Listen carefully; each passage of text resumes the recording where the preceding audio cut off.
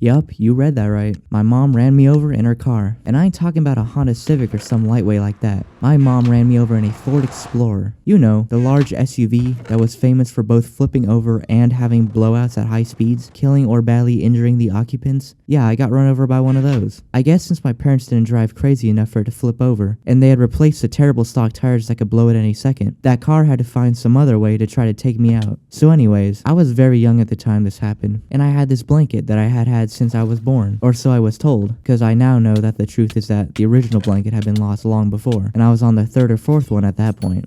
But I didn't know that, so I loved that blanket.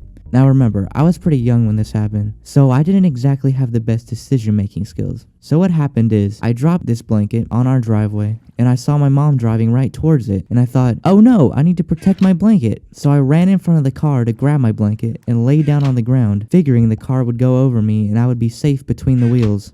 But my mom turned the car so that the tires were on a direct course to run right over my head.